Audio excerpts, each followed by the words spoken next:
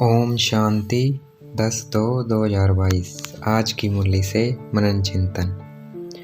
जैसे कोई होकर जाता है, उनकी महिमा उनके कर्तव्य पर होती है, वैसे ही परमात्मा इस सृष्टि पर कुछ करके गए हैं, तभी तो उनकी महिमा है। मनुष्य किसी की महिमा को जानते हैं और किसी की महिमा को नहीं जानते, परंतु हम ब्राह्मण बच्चे सबकी महिमा को जानते हैं।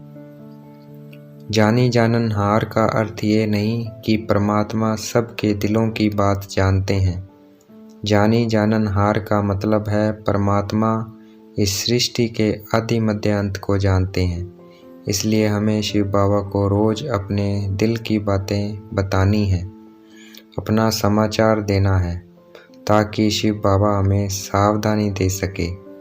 बाबा को ब्रह्मा द्वारा समाचार देना है।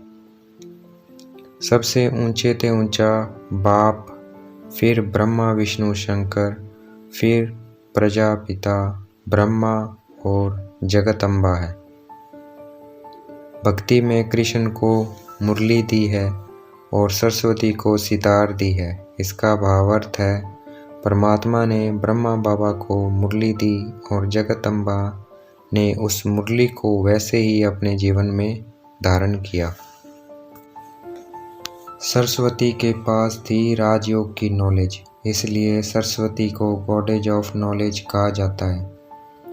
ब्रह्मा सरस्वती ज्ञान ज्ञानेश्वरी से राजा राजेश्वरी बने। ईश्वर से सहज राजयोग का ज्ञान पाकर राजाई पाई। लक्ष्मी नारायण अकेले नहीं होते, यह पूरी राजाई स्थापन हो रही है। इस ईश्वरीय विश्वविद्यालय में बहुत सारे ब्राह्मण ब्राह्मणियाँ पढ़ रहे हैं, जो फिर भविष्य में राजा रानी बनेंगे। हम पहले सतो प्रधान होते हैं, फिर सतो में आते हैं, 2 कला कम, फिर रजो में आते हैं और तमो में आकर पूज्य से पुजारी बन जाते हैं। आपे ही हम पूज्य बनते हैं, फिर आपे ही हम पुजारी बन जाते हैं। यह पूज्य और पुजारी का गायन देवताओं के लिए है, परमात्मा के लिए ये गायन नहीं है। 4 मुख्य धर्म हैं, उनमें से श्रीमद् भगवत गीता माई बाप है, बाकी सब धर्म शास्त्र उनके बच्चे हैं।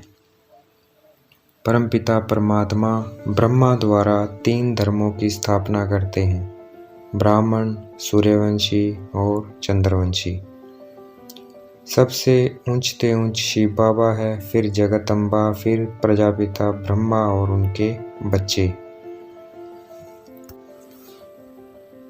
चाहे कोई कितना भी लखपति हो, करोड़पति हो, मल्टी मिलीनियर हो, सब धन मिट्टी में मिल जाएगा, साथ कुछ भी नहीं जाएगा। हम ब्राह्मणों की सच्ची कमाई है। सबसे मल्टी मिलीनियर्स हम हैं। हमारी ये कमाई साथ जाएगी। अब हम सब कुछ स्वर्ग में ट्रांसफ़र कर रहे हैं। हमें श्रीमत पर चलते हुए गृहस्थ व्यवहार की संभाल करनी है। जब आदि करते कला कम हो जाती है, पूरे काले बन जाते हैं। जब पूरी दुर्गति हो जाती है, तब सर्व की सद्गति करने पाप आते हैं, रात को दिन बनाते हैं। शिव बाबा 21 जन्मों का प्राण दान देते हैं, काल पर विजय पहनाते हैं। स्वर्ग में अकाल्य मृत्यु कभी नहीं होती, तो हमें बाबा की श्रीमत पर पूरा चलना चाहिए और ये दान सबको देना है। आज की मुरली का वरदान। बाप की छत्र छाया के नीचे सदा सेफ्टी का अनुभव करने वाले सर्व आकर्षण मुक्त भव। जैसे स्थूल दुनिया में धूप व बारिश से बचने के लिए छत्र छाया का आधार लेते हैं, वह है स्थूल छत्र छाया और यह है बाप की छत्र छाया, जो आत्मा को हर समय सेफ रखती है। उसे कोई भी आकर्षण अपनी ओर आकर्षित कर नहीं सकती। दिल से बाबा कहा और सेफ, चाहे कैसी भी परिस्थितियाँ आ जाए।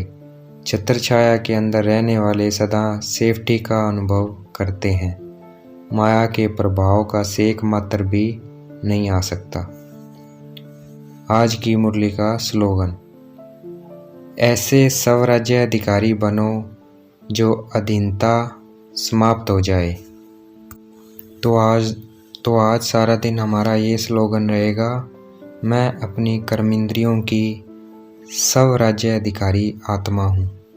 तो ऐसे अगर हम सारा दिन इस स्लोगन को याद रखेंगे तो हमारी जो माया की जो अधीनता है वो समाप्त हो जाएगी।